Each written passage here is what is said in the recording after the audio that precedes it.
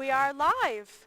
Good morning, everybody, and welcome to Twist Gaming. We are here live at Origins 2018 in Columbus, Ohio, and I am here with my buddy from CMON to talk about your guys' new release, Gizmos. Gizmos, yes. Now, this is such a cool game. I'm going to go straight to the board cam because I just think it's Yeah, got such a fun table presence. absolutely. So the idea in Gizmos is it is the annual science fair, and we are playing inventors who are going to be trying to complete different inventions, or gizmos, if you will. And together we're trying to find synergies amongst the gizmos that we make, Okay. so that each of the actions that we take become more and more powerful throughout the course of the game. So we start off with like very limited knowledge, but that will grow throughout the course of the game. And as I say, like each new move that you make is going to be more and more powerful as you go along. Awesome. This is very exciting. Look, I have to start off without talking about the Marble Tower. Yeah. So tell me a little bit about how, the Marble Tower is really unique to a kind of like a board card game. Tell me how Yeah. this got into development.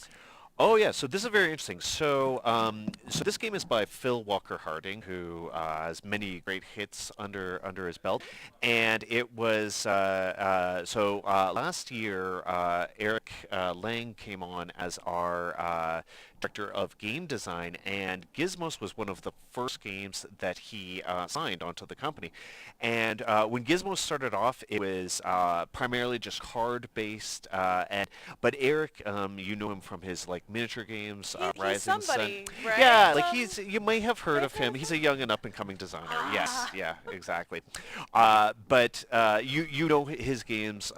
He's all about table presence, and he wants people to walk by the table and just be drawn into the game. And so what was once just cards became this awesome energy dispenser. And so this is basically the currency that you're going to use in the game. It's Okay. to create these the different gizmos that you're going to make throughout the course of the game. You're going to need to spend energy spheres, and so you're going to collect them through the energy row and from the dispenser itself. So it just adds a visual element and then also a strategic element to the game. Definitely. So do we have down here? Yeah, so these are the actual gizmos that you're going to make, and they come in 3 different levels. And obviously, the lower level ones are easier to create, but less powerful. And as you kind of go up the chain, they become a little more difficult to make, but much more powerful in the actions that they can do.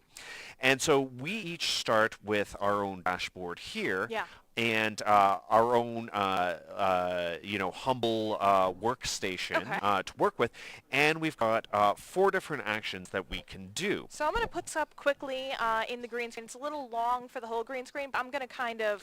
Yeah. So yeah, the upgrades are our abilities, how they start. Converters are something that we'll be able to do throughout the course of the game. And here are the 4 spaces that you were just talking Exactly, about. the 4 actions. So you can file, you can pick, you can build, and you can research. And so... And now you have yours over here. Yeah, exactly. And so filing basically means we've got these face-up gizmos out here, and if I see one up there that I'm not quite ready to build yet, but I want to reserve for myself, I can file it, and it goes in my above my file action on my dashboard here. Picking, quite simply, is just taking one of the energy spheres from the energy row and putting it in a ring. And at the start of the game, we can hold a certain amount, but we'll be able to hold more throughout the rest of the game. Building means spending energy spheres from our ring to build one of these gizmos below our dashboard. And research, if I don't see a gizmo out there that I think is going to be helpful for me, I can start checking out the different piles and see if I can find one that I can either immediately file or build or discard if it's not one that I want to use. And throughout the course of the game, each of the different gizmos tells us a point value, a cost for buying it, but then also what type of gizmos it is. So Why don't you hand me one of those? We'll throw them up in the green yeah, screen for example, and get a close-up. So this gizmo here, what you can see is it is a build gizmo, and you can tell that by in the top left corner, it's got that build action there. On the bottom left there, it tells us how much it's going to cost to build it. So that's like 1 black energy sphere. And top right, it tells us it's worth 1 point at the end of the game. And the action that it does for us. So this now says once I have built it, every time from now on when I build a red gizmo, I'm going to get a point token. So it is going to drive my strategy towards building red gizmos along the way. And what happens is on the dashboard, we're just going to build more and more. So, for example, here's another one that has a very similar action. It's every time I build a blue gizmo, I'm going to get a point token. So, as I build those underneath the dashboard, what's going to happen is we'll just line those up like that. So every time I do a build action, I can just look straight down the line of and see all of the different things that get triggered by taking that action. And so what once was just a very simple action now allows me to do much more powerful things along the way, and it chains together actions as you go along. Okay, very cool. So talk to me a little bit. So I'm building these machines, and we're competing at this fair?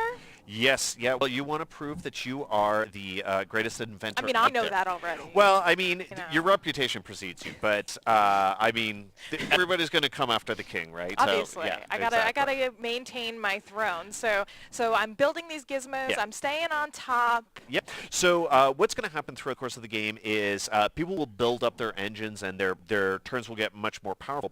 And the goal of the game is to get these points. So points come to you either in the form of the physical gizmos that you build, or through point tokens that will be awarded for various different, like the ones that we displayed there. Okay. And the game is going to end on the round when somebody builds their 16th gizmo. Okay. Or when somebody builds their 4th level 3 gizmo, because those are much more powerful, much more expensive to get, so they're also an end game trigger. So are these both level 1 gizmos? Yes. So show me a level 4 so we can kind of compare what we're doing here. So this one means that it is expensive to buy. It's worth a lot of points. But now when you do a build through a research action, it costs you 1 less energy sphere to do it. So it is a much more powerful action. And let me just, there are some of these ones that are interesting. They are... And these are the sphere colors in here in this left corner where the battery is the black color, and that's how I'm going to know what color marble that I'm going to want. So here's that black marble there. Yeah, exactly. And here's a couple. These ones are interesting. They're end game scoring ones, and what those do is they cost 7 gizmos, so they're quite expensive 7 energy spheres, but they have a variable end game points. Their value at the end of the game is dependent on how many, for example, on the left, how many point tokens you have. So if I've collected 10 points in point tokens, you would get that through something like that this. sort of thing, yeah. That just doubles the value of all your point tokens. And the one on the right is how many energy spheres you've collected by the end of the game. So the energy spheres will kind of come and go as you build new gizmos, you'll spend them. But at the end of the game, you want to have a big cache of energy spheres. Okay, so maybe if you've already spent your 7, and is the X here for of any color? Yes, that's right. Yeah. So I've spent 7, but if I have a large cache even after the 7 that I've spent, let me see if I can get my ring up here. How cool is that? Yeah. Oh, that looks so cool.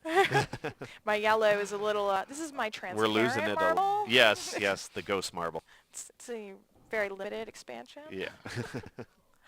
So very cool. So it is the first person to get 16 gizmos or the first person to get 4 level 3s. Yeah, that will trigger game end, and And then that's it's the point values of your gizmos and any point tokens you've collected along the way. okay. Yeah. So 16 gizmos sounds like a pretty long game. What's kind of the play time here? Playtime's only about 40 minutes or so. Okay. It starts off, so it is kind of like a set collection and engine builder is what I would define it as. So you're going to spend some time early in the game setting your strategy, seeing what's out there in terms of gizmos, Right. maybe buying a few cheaper ones to sort of push you in a certain strategic direction. But then once you kind of get going, every time you do a build, you might also be able to take new marbles and stuff and whatnot. So your turns become much more powerful, Right. and so it's kind of got like a slow burn at the beginning, and then each turn are these whomping Kind of big ramps up. powerful moves. Yeah, exactly. And so you might have a layout card gizmos wise or in the energy row that just works for you perfectly, and you can have these like incredibly dynamic moves. So Now I have to tell you, as you're telling me about this game, this sounds like a really great game that I could play with my boys. So, yeah. what was kind of like the target market for this game? What's your age range for the game? Yeah. So, I mean, definitely it's a family game. Yeah. It is meant to be played, like anywhere from like 8, 10 up. Hmm. And there's certainly like strategy that can be explored in it for like more hardcore gamers. They can look for those like synergies in the cards and Right. whatnot. Right. But it's also just so enjoyable to play with families. Visually, it's nice, and it's a real tactile experience. And everybody can have fun just building their own little engine and seeing it kind of pop off when you take certain actions. So like there's a certain cathartic feeling when you make like one of those And like it like goes. yeah, exactly. You're When your sitting there machine tinkering goes in the away in the way. Yeah. lab for so long, and Yeah. you've got the pops and the creaks, and you finally get it to Yeah, work. yeah. So yeah, like we're very so like we've had good responses for like players of all ages, and adults and hardcore gamers will get right into it, but also like very approachable for families. That's definitely what it was feeling like to Yeah. me. So is the game a new release? Is it So this one's going to be coming out August, probably for Gen Con, so people can look okay? for it around Gen Con. Yeah. Where am I going to go in the interim to learn about any updates to when the Kickstarter may launch or any? No Kickstarter for this one. Oh, okay, Luckily, this is going directly to retail, so perfect. people will be able to get it right off the bat. Awesome. So updates for that always CMON.com and the CMON Facebook pages and social media in general are great ways to go. That sounds good to me.